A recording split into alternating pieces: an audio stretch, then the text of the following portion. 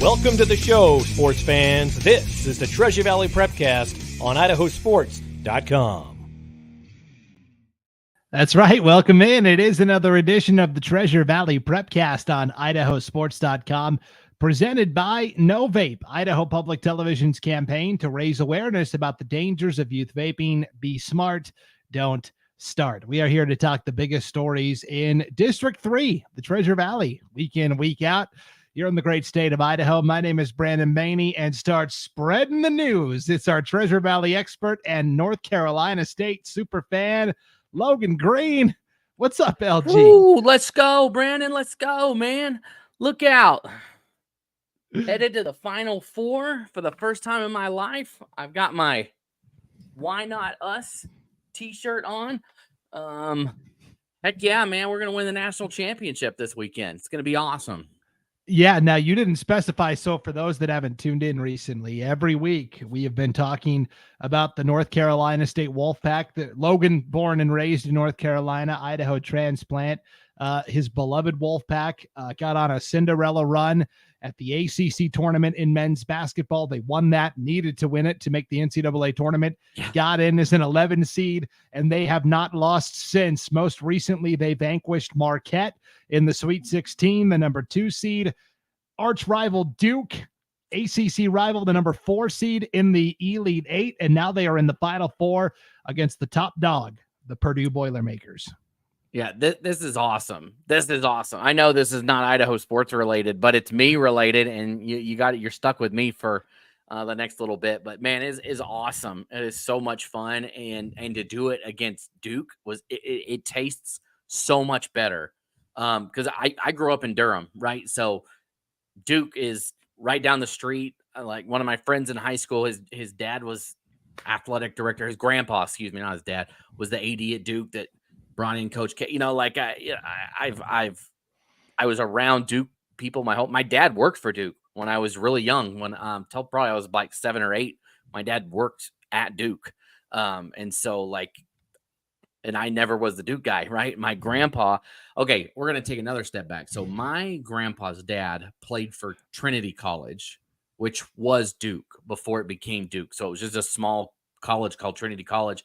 And then a guy, the Duke family, big in Durham, huge tobacco farms, lots of stuff like that, donated a bunch of land so that Duke could have, Trinity College could have more space, right? So then they changed the name in honor of him, giving him all the land and all that. So then my grandpa went to Duke, and or not, he went to NC State. So he's separated from the fold there, right? And he took me to, I posted this on my Twitter page, but one of my favorite sports moments as a kid was my grandpa took 3 of my uncles and me to an NC State Duke game and at Cameron. I think maybe my uncle got the tickets because they were Duke fans. So my uncles were Duke fans, and he takes us there, and there's always like a little side bet, right? About who,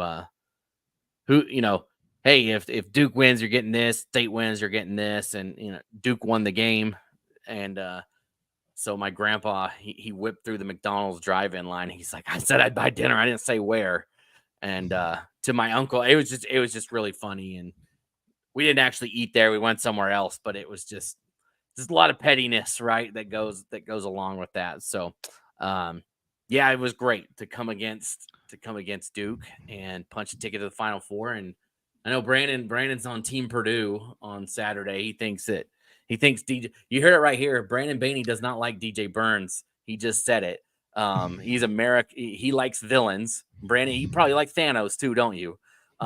He thinks Purdue's gonna win.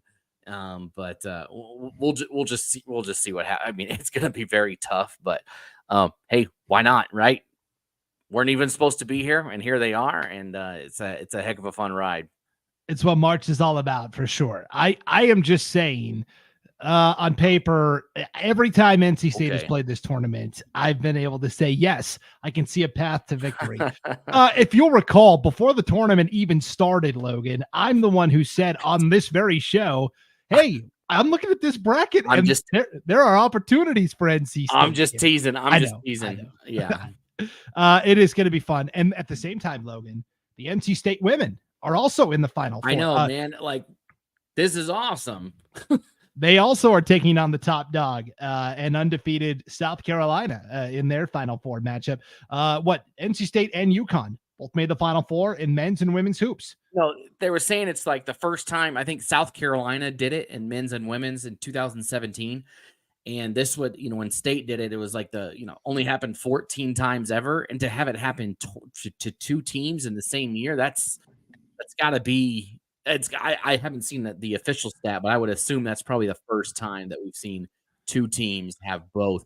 And potentially we could have the same national championship, which probably won't happen. I would assume Iowa will knock off UConn, but I don't know on the women's side. But hey, NC State has played South Carolina in women's couple times over the last few years, and State's beat them, even when Carolina was really good. So I don't know. We'll see. It should be both. I got a weekend full. I got 4 days, potentially 4 days of like just straight nothing but championship basketball. So it's hurting the wallet with these t-shirts. I can't keep up.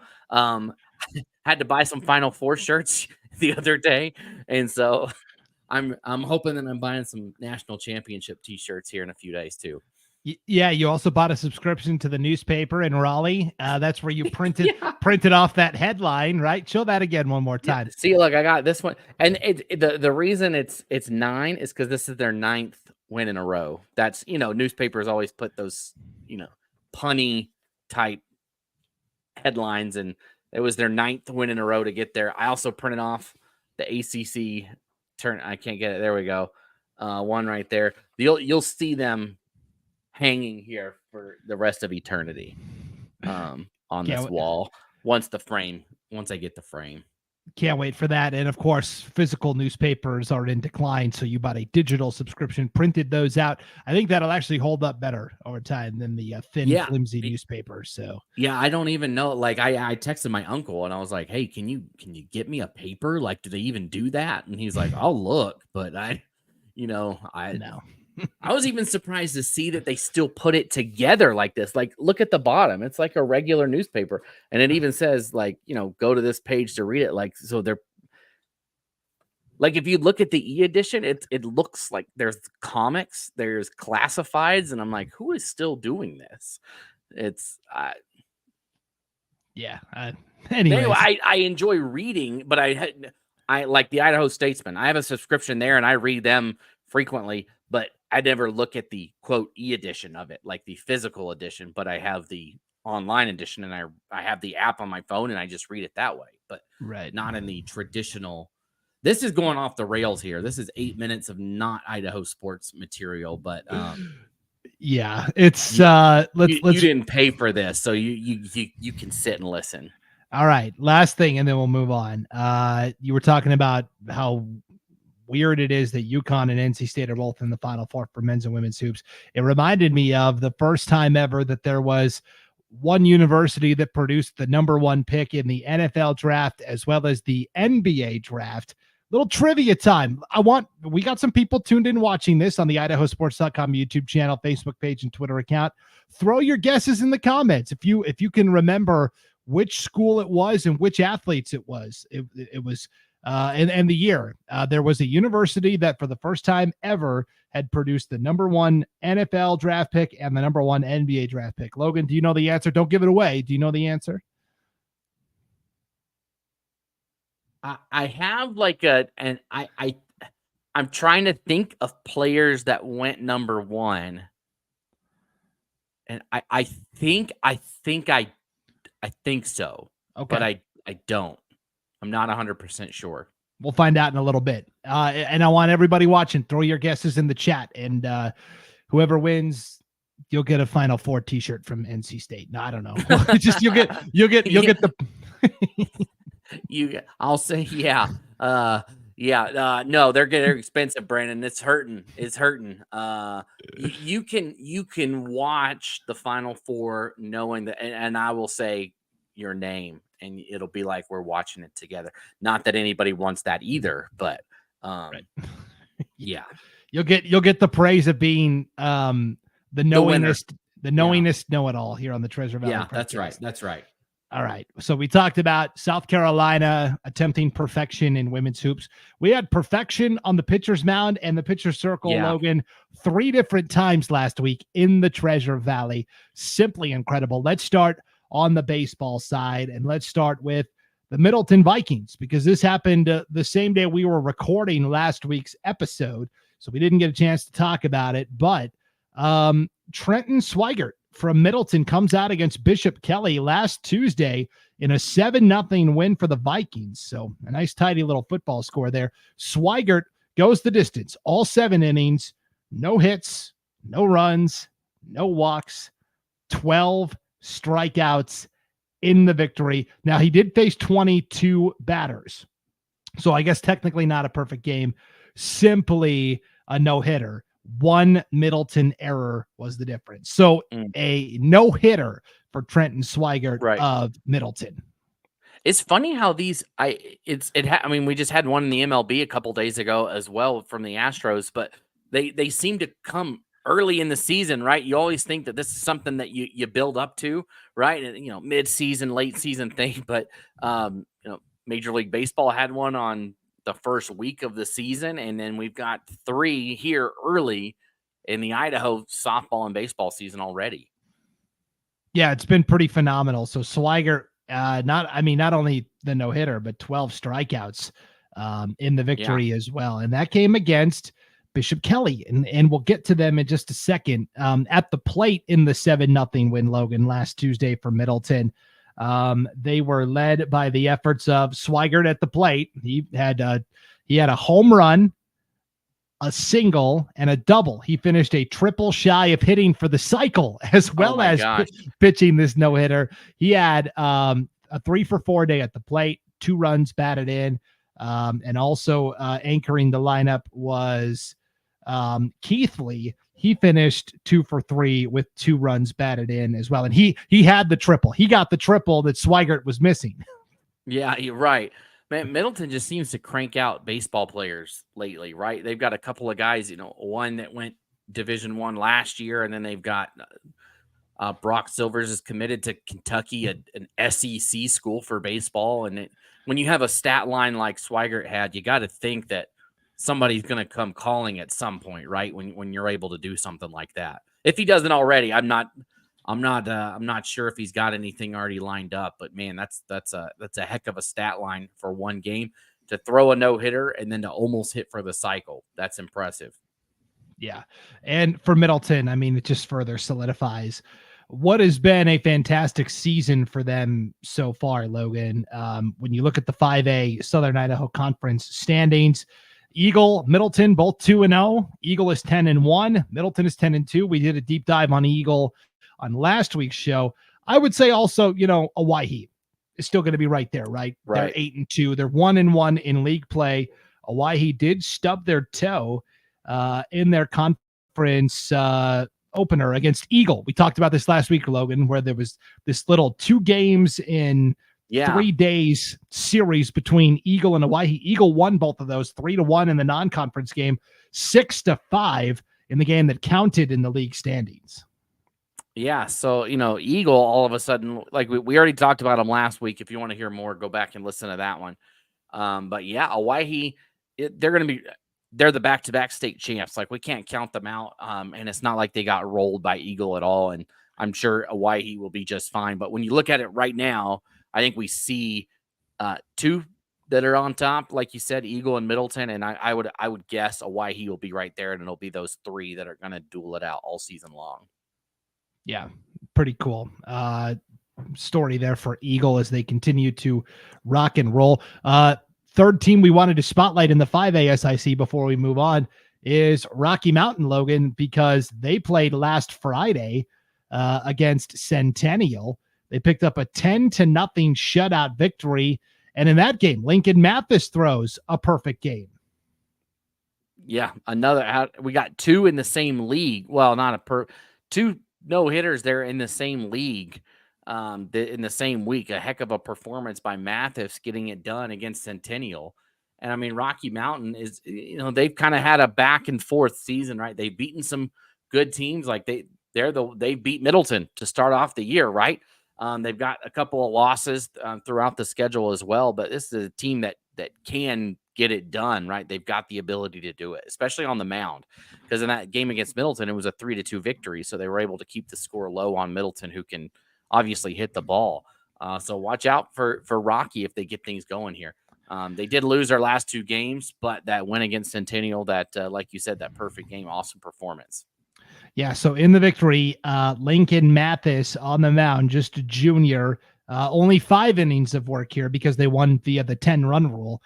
But in those 5 innings, Logan, 12 strikeouts. So 12 of the 15 batters that he faced got the punch out. Yeah, and we've got another player to talk about, but anytime that's similar to this, but anytime you're not even giving them a chance, you're not giving your team a chance to make a mistake. We talked about other teams in the past that might have great pitching, but sometimes make mistakes in the field. But you're not even giving your team a chance to make a mistake. You're just sending them down right there at the plate. What is that, 3/4 or 4/5? I don't know the math on that of batters striking out or striking them out. That's awesome. Heck of a performance there for him and for Rocky. Such a great performance. Logan invented a new word to describe it: strucking out. Strucking out. Yeah, dude. It's the North Carolina. They didn't teach us the correct words in North Carolina growing up. Here's Brandon. They also missed in this, right? Is they put up 10 runs, right? They mercy ruled them in the process, which helps your pitcher, right? They don't have to pitch as much, right? Their arm doesn't have to go as long. You're able to maintain that throughout, maybe you need them later on in the week, something like that. You can shut it down early, right? And you help your pitcher get this awesome accomplishment because you're able to do it at the plate as well. So I think, sometimes that might get lost in what happens in a no-hitter or a perfect game like that. But the offense definitely contributed and helped get their pitcher off the mound earlier than expected. So those were the 2 baseball pitching performances that stood out. A no-hitter for Trenton Swigert of Middleton, a perfect game for Lincoln Mathis of Rocky Mountain. Our third perfect game still to come is on the softball side, so we will get to it in a moment. But let's take a quick tour through the rest of the baseball landscape, Logan. At the 4A SIC level, Bishop Kelly they've been a perennial state participant, got to the championship last year, fell to Pocatello in an all-time classic. They've had an uneven go of it. 6-5 record last night, playing Skyview in their season opener, Logan. That game was reported as a forfeit. Bishop Kelly forfeited that game to Skyview. And so I'm not sure what happened there yet because it just happened last night. We haven't heard anything yet, but it's interesting. And they were the team that got no hit against Middleton, 7-0. And so it's a different looking SIC, right? Where Columbia and Bishop Kelly have been the top 2 teams over the years, but it's Skyview in first place at 2-0 in the league, 8-1 overall. Valley View is right there at 1-0. And then you look at Ridgeview as well. Ridgeview beat Columbia and handed the Cats their only conference loss so far, 2-0. And this is a Ridgeview team that's 4-5 overall, but we can see the potential with this Ridgeview team. Yeah, I think, you look at what Ridgeview was able to do in that game. They scored a run in the first inning and a run in the fourth, and that was it. I mean, they only had 4 hits, but you look at what the pitchers can do for Ridgeview, and this is a team that all of a sudden is a little bit could be a little bit dangerous. And, they went out there, 2 pitchers pitched in that game, Bryson Oswald and Jordan McIntyre, and they come out with a shutout in this game against Columbia, 2-0. They hold them to 2 runs each. Oswald, he had no hits. He only threw 1 2/3 innings. But one thing I always look at, Brandon, whether it's right or wrong, I look at I like to look at the walks in a game and see how many free bases are they giving out. And because we see it at state baseball all the time, somebody gets a walk and they're gunning for second, right? They're trying to manufacture a run.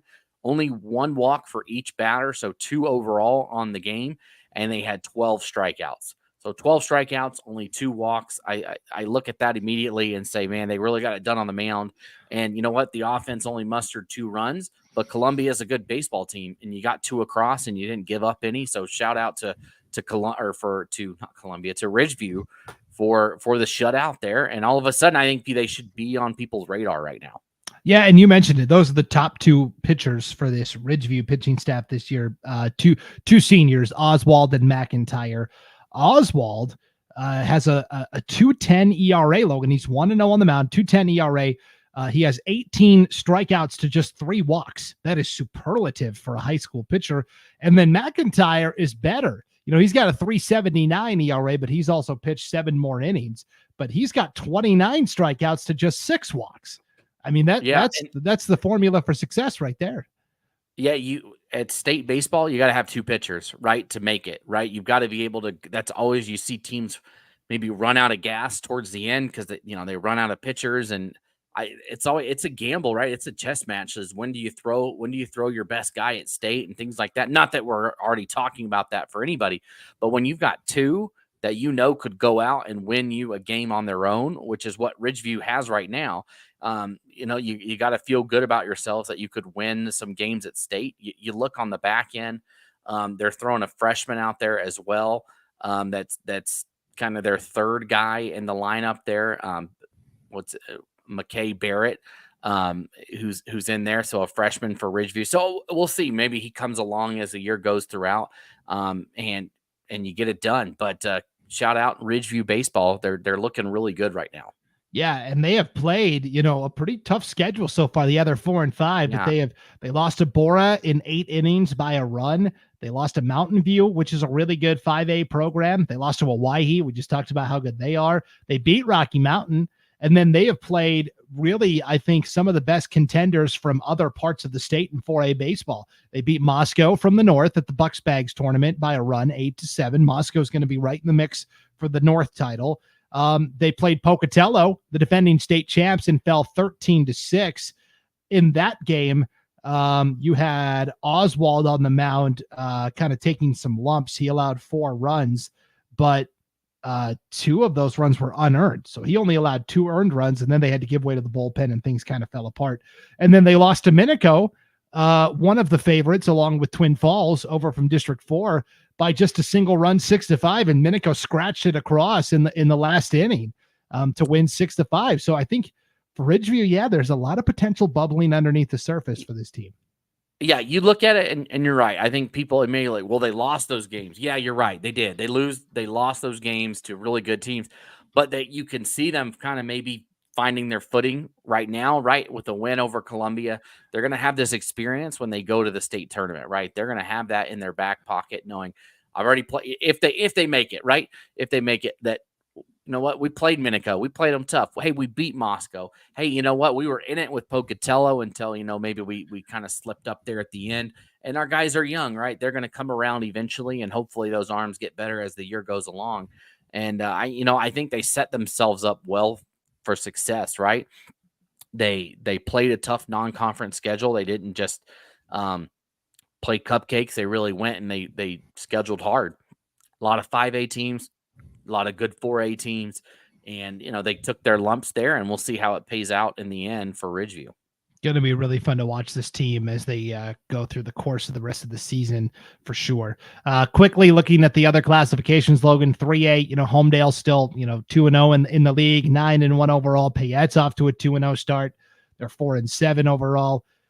Payette has picked up a couple of nice conference wins over Parma and McCall Donnelly.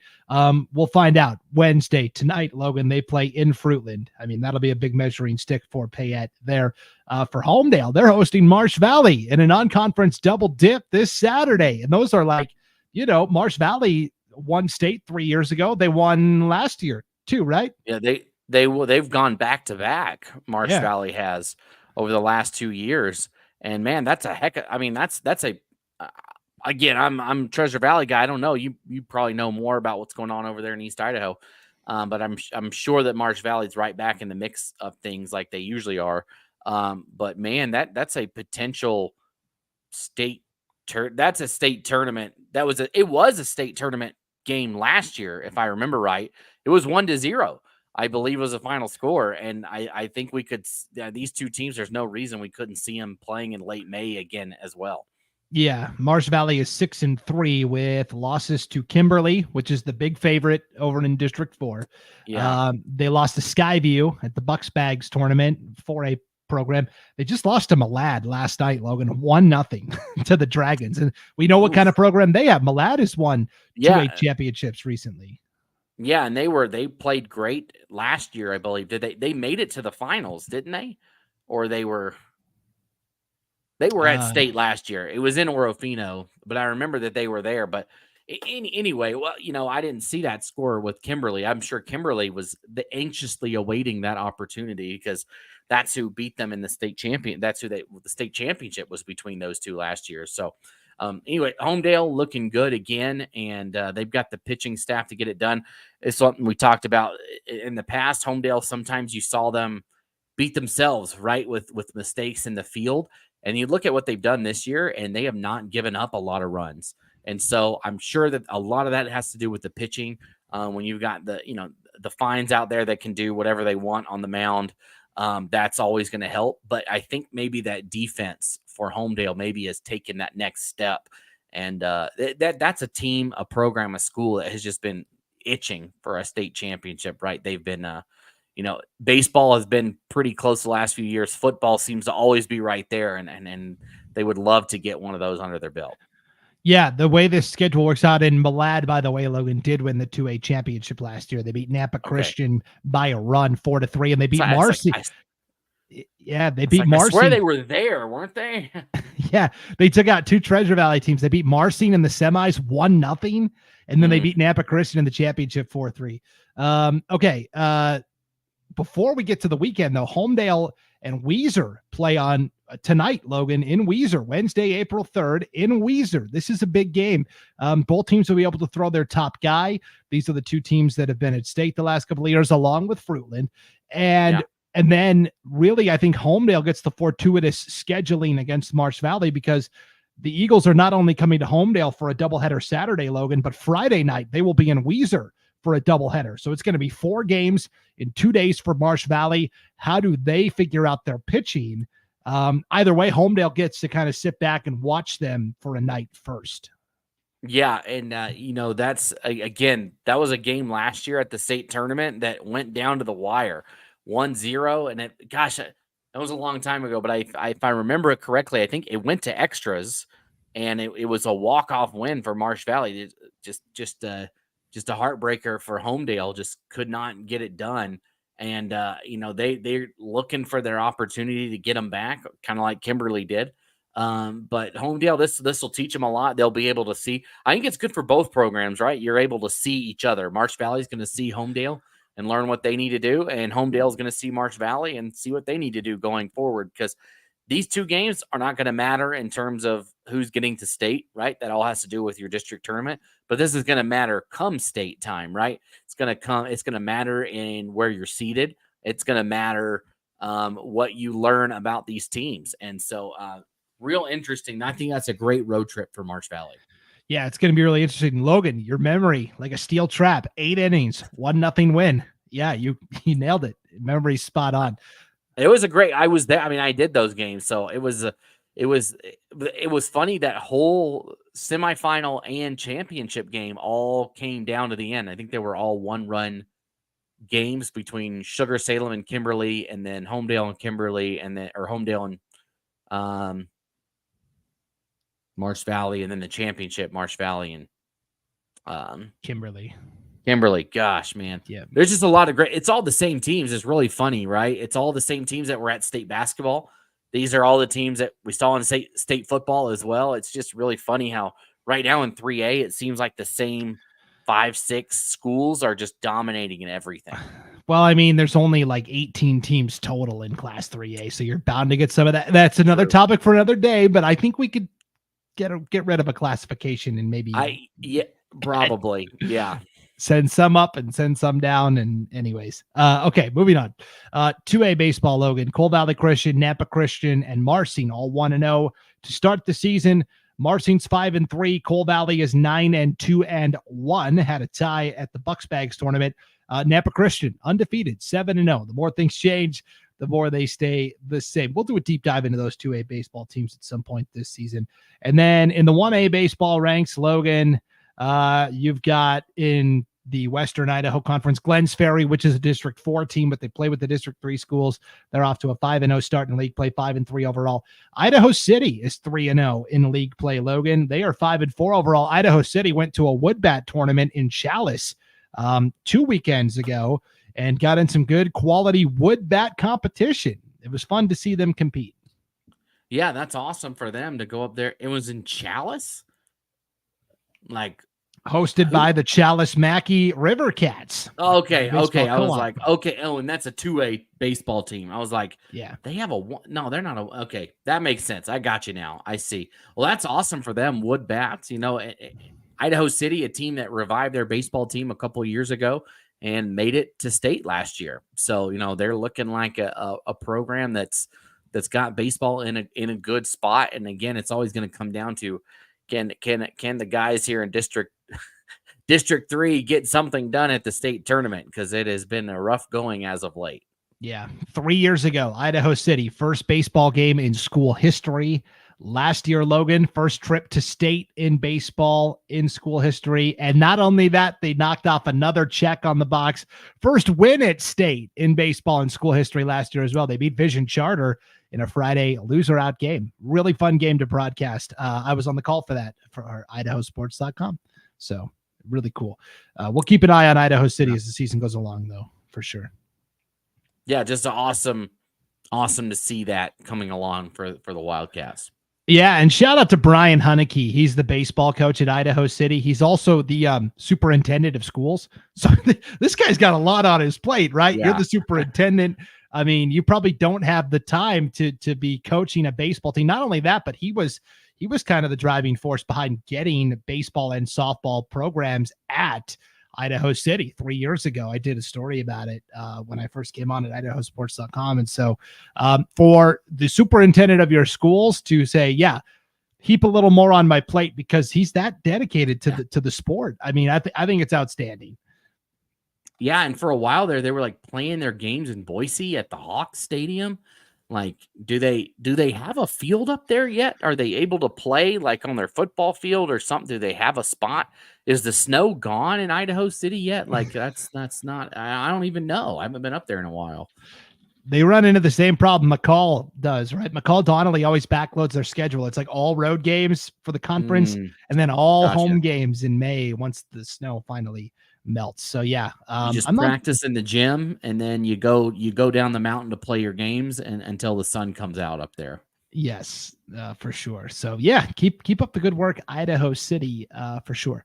All right, we'll get to softball here in just a moment, Logan. But first, did you know that almost all vapes contain nicotine, one of the most addictive chemicals in the world? It's easy to forget because when you're talking about vape pens, oh, this one's pancakes with maple syrup, and this one is grape, and this one, it's like, well, okay, yes, but the main ingredient still is nicotine, and you're going to get addicted to that.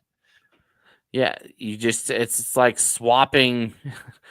It's not like you took the bun off the hamburger and put a lettuce wrap on it. It's not any better for you. Like you're just, like you said, you're taking the worst part of what was in one thing and it's over here in the other thing, and you're just attached to the hip with it.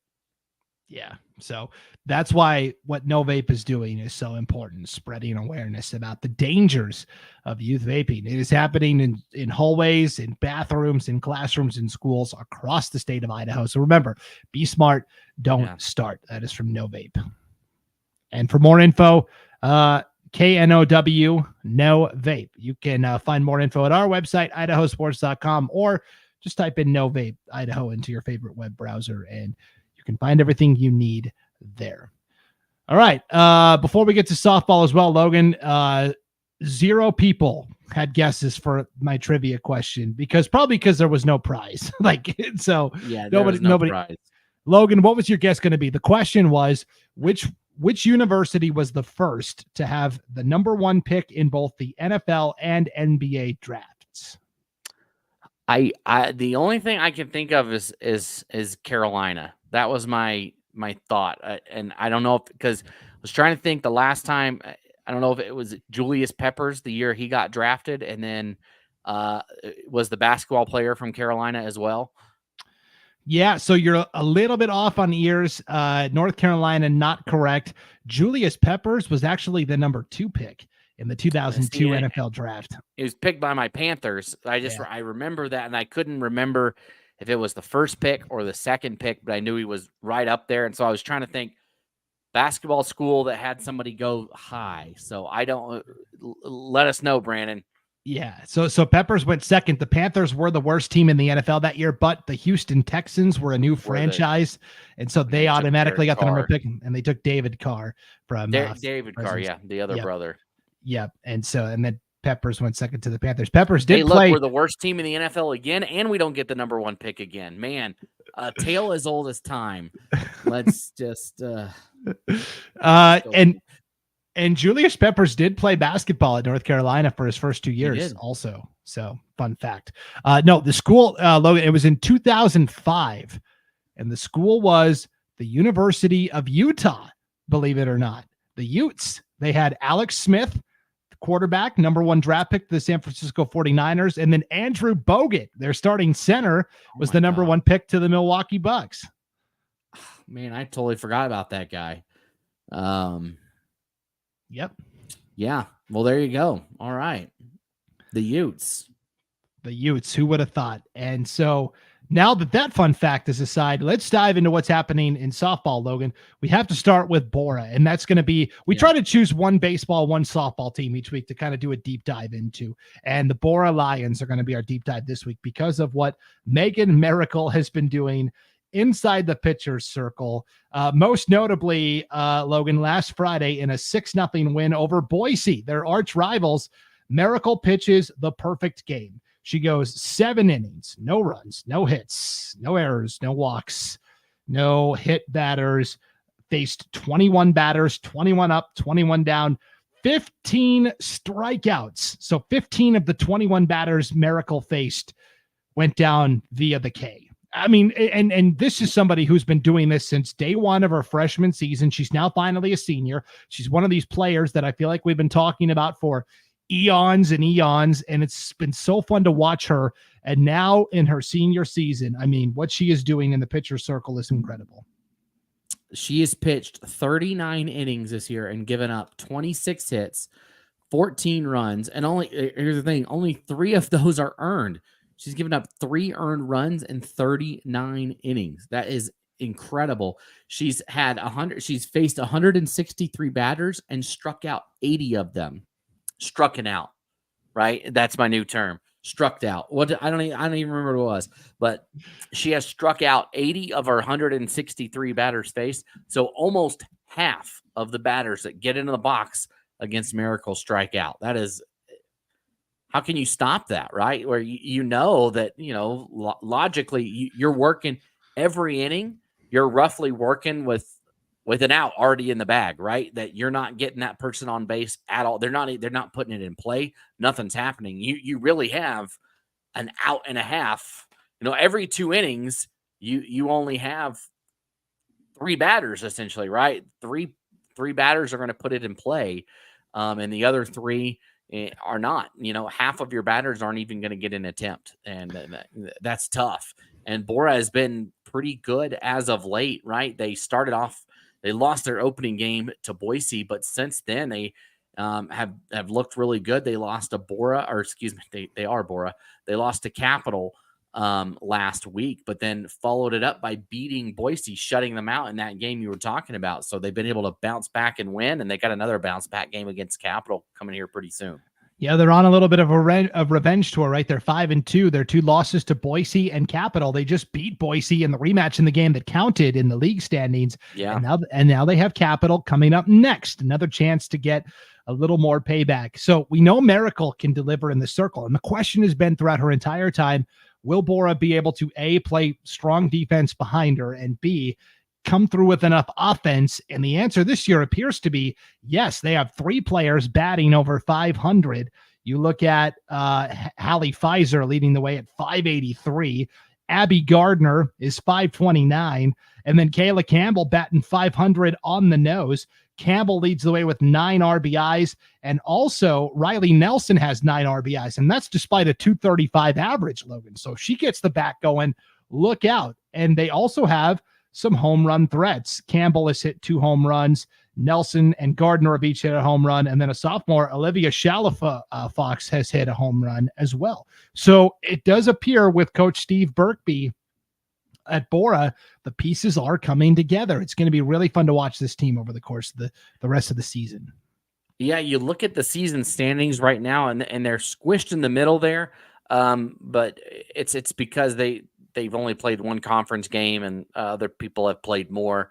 But you do look at it; it's kind of funny. They've only played 7 games, and a lot of other teams everybody else is in double digits. But we're gonna see. It's gonna be fun to see the meat of the schedule come for them, right? When they get the Middletons, when they get the Rockies, Hawaii, Timberline. We're gonna see where they really show up right there, and it'll be fun to see Miracle go against those power offense teams.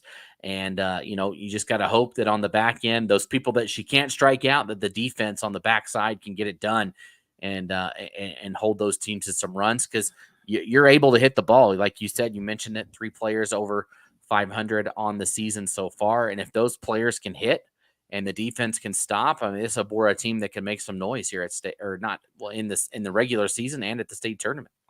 Yeah, the top 3 teams in the 5A SIC standings right now are Owyhee, Timberline, Rocky Mountain. They're all 2-0. That's who Bora finishes with, Logan. The last week of the regular season, Tuesday, April 23rd at Owyhee, Thursday, the 25th at home against Rocky, Friday, the 26th at Timberline in the regular season finale. That is a 3-game sprint that is going to send them either to like a top seeded districts or possibly like a 5 or a 6, depending on how that shakes out. So that's really the week I've circled, the last one on the calendar for Bora. And what's even more crazy is you say that, and that's 3 weeks away. You're saying the last week of the regular season is 3 weeks away. I'm not ready for that. I'm just telling you. That's crazy. That's wild. But yeah, that's going to be a heck of a week for Bora. And it always, I've been looking at a couple of other schedules, and it seems like people did that, right? Teams are playing, the coaches had their own little sidebar saying, hey, I think us two are going to look really good. Let's play at the end of the season and make the end of the season a little more interesting. And so I love when that happens, right? You get those big classic rivalries / epic matchups at the end. And that's what we're going to get this year, it looks like. Yeah, I'll tell you, especially with the 5A SIC, because it's 13 teams, the way they do the scheduling, it's all alphabetical.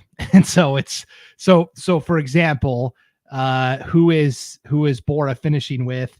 Owyhee, Rocky Mountain, Timberline. Alphabetically, those are the last 3 teams in the district. Does that make sense? So everybody starts at a different point. Gosh, they do. But you move through the teams in alphabetical order. And so sometimes it works out, and sometimes like you're playing your toughest games right away. It's not a great way to do the schedule, but in a 13-team league, it's almost like the only way you can do it. So they do have it like that. And my comment, I was looking at some other schedules out there that are not in a league that big, where you have some of those bigger matchups towards the end of the year. But yeah, I'm looking at it, and that is exactly Boise, Capital, Centennial, Eagle, Cuna, Meridian, Middleton, Mountain View, Nampa, Owyhee, Rocky. Wow. That is straight alphabetical. Look out. You can hear the glass shattering in the background of Logan. I've shattered the illusions of no. So yeah, it just works out for Bora this year that their toughest games are going to come at the very end. But good luck, Lady Lions. We'll be watching you every step of the way. Real quick through the rest of the softball standings. Bishop Kelly, 8-2 overall in the 4A SIC. They're 1-0. Emmett, Valley View, Ridgeview are all 1-0 as well. Emmett at 5-3. They're going to be a team to keep an eye out for, certainly. 3A softball, Parma and Homedale are each 2-0. Parma's still undefeated, Logan. We talked about it last week. We did that deep dive into Parma. They're still unbeaten, 10-0. Homedale is 5-4, but they played some 5A and 4A juggernauts at that Win the Pitch tournament. I mean, the best of the best. We don't get to see Parma and Homedale play until next Wednesday, Logan. It'll be the first matchup between these two in Homedale, and then not until Monday the 29th in the regular season finale in Parma. Yeah. So see, there's one, right, where you've got the regular season finale, which you would expect more than likely those are going to be the top two teams based on what we've seen so far. And so they finish up with a bang going up against each other. But man, how about this on Monday? Parma beat Payette 20-13. That's a heck of a game. And you know what? I think if you're a team, you got to win game. There are going to be games that you've got to win like that. And there's games that you got to win 1-0, right? You got to be able to win. I think sometimes you gave up 13 runs. That's not great. Well, we also scored 20 and that's not normal for us, right? So games just can be weird sometimes, right? They can. And you got to be able to win both ways. Like they only win low scoring games. Oh, they only win high scoring games. Oh, they do both. And that's what you can see from Parma is that, hey, they can do both. They beat Nampa Christian 4-3. And then they beat Payette 20-13, right? We can do it both. So, it's cool to see from Parma. Yep, for sure. 2A softball, Coal Valley Christian, Nampa Christian are both 1-0. The Chargers are 6-4-1. Nampa Christian is 3-3. Marcine yet to play. They are 5-5-2 overall, 0-0 in league play. They'll be sneaky under Coach Courtney Ford. And then Melba has the best overall record at 6-2, Logan, but they're 0-1. They dropped their league opener against Nampa Christian 9-2, and then New Plymouth, which has kind of been the dominant program in softball in this 2A Western Idaho Conference. They lost their season opener to Coal Valley 7-5. A lot of runway left for all of these teams still, but that's kind of early on. Yeah, you look at Melba, they beat Fruitland, right? 3A. They beat McCall Donnelly twice, 3A team. One loss to Nampa Christian. I would assume that they'll get their feet underneath them and get it going. And we'll see them. Again, it's only one game, right? That they're 0-1, but I'm sure that we'll see the Mustangs get it going here as the season goes. Definitely. And then 1A softball, the big matchup was Glens Ferry and Vision Charter earlier this week, Logan. Those were the top two teams last year. They split in the regular season. I think Glens Ferry makes a pretty big statement, 32-0 victory over Vision Charter. So now the question is, okay, Garden Valley, Vision Charter, Wilder are all 2-1. Greenlee Friends is 1-1. Who's going to emerge from that pack to, again, 3 teams are guaranteed to go to state, and then a 4th team could make it, and possibly a 5th via at-large bids. But if we're being honest, it's probably going to be 3 teams. So who joins Glens Ferry at state is the question. Yeah, and like you said, Garden Valley is sitting at 2-1 right now. They're in second place, but that one loss was to Glens Ferry, and that was 22-0, and that's your second place team right now. Got beat 22-0. It looks like it's Glens Ferry's to lose.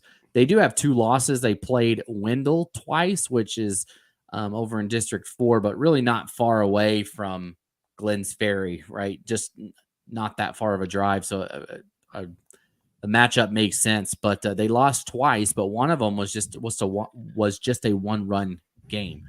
And that's a school size bigger than them, right? That's not just a 1A school. That's up one school classification. So it'll be interesting to see. They don't, I don't know who's playing in this Glens Ferry tournament in a couple of weeks, because right now on their schedule, everything is conference. It would be kind of interesting to see Glens Ferry play some other teams. I know they've got a tournament, but I'm not sure who's playing in that. Do you know, Brandon? Yeah, that's coming up next weekend, right? Yeah. So there's going to be a lot of 2A teams there. Coal Valley Christian's going to be there. Okay. Nampa Christian's going to be there. I think that'll be a great. That'll be a great chance for Glens Ferry to, we'll see what they're really made of, right? It looks right now, again, we're not saying anything about anybody, right? But right now it looks on paper, based on what we've seen, that Glens Ferry is looking very solid right now in softball, in the conference at least. But you never know. Those teams up north are always good. So seeing them play some other teams out of conference and other classifications will definitely help them as they go along. For sure. And if you want to, if you're a District 3 softball fan for the 1A, and you're trying to figure out, okay, what is this Glens Ferry team all about? I would recommend you go back to last week's Magic Valley Prepcast here on IdahoSports.com. That's our District 4 Prepcast. Scott Burton and I did a deep dive breakdown into Glens Ferry softball. They're a team that loves to run. They're averaging about 10 or 11 stolen bases per game. They've had close to 250 each of the last 3 seasons. Campbell King had a game against, I think it was Garden Valley earlier this year. She had 3 inside the park home runs, just showing off the speed. So if you are a 1A softball fan and you're like, boy, Glens Ferry is tough, what's their deal? Tune into last week's Magic Valley Prepcast. We break it all down there. So yeah, it'll be awesome. Yeah, go check that out. Yep, for sure. All right, last thing, track and field. The Arcadia Invite in California, big national tournament, one of the biggest, if not the biggest in the West, is taking place this weekend.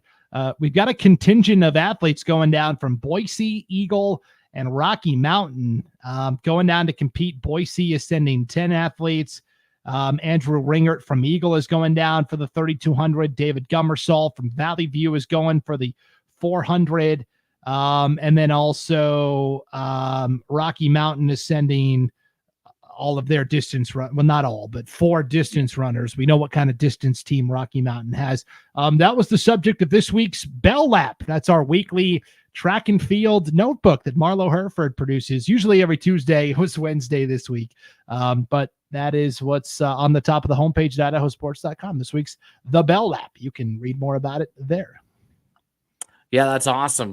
Getting these athletes some coverage, and we'll be seeing some track here soon on Idaho Sports. It's always it's not a sport that I was in when I was in high school or really around it much at all, but having gone to a couple of track meets, it's pretty fun. I kind of like the atmosphere. And you see kids just doing all sorts of different things out there, and just great athletes getting it done. For sure. So, yeah, good luck to everybody competing this weekend in the Treasure Valley as well. Thanks for tuning in to the Treasure Valley Prepcast, everybody. We went a little long today, but I feel like if you take out that 10 minutes of NC State, that's my fault. Yeah, just you can cut out the first 10 minutes. And then we got to some good Treasure Valley stuff. Logan, good luck to your Wolfpack this weekend, both men and women. And fingers. We'll find out if it's a jubilant Logan next week or a forlorn Logan next week. I honestly, and my wife, she always hides. She's like, are you going to be how are you going to be? You're going to be mad. You're going to be, I think that because of what's happened, we can look back and this is awesome. Even if the run ends, that it was a great run. Now, do I want the championship? Who doesn't? But man, to make it to the Final Four, it's awesome. It's awesome. Pretty epic for sure. So, yeah. All right. Thanks for tuning into the Treasure Valley Prepcast, everybody. For Logan Green, I'm Brandon Baney, and we will see you next time on IdahoSports.com.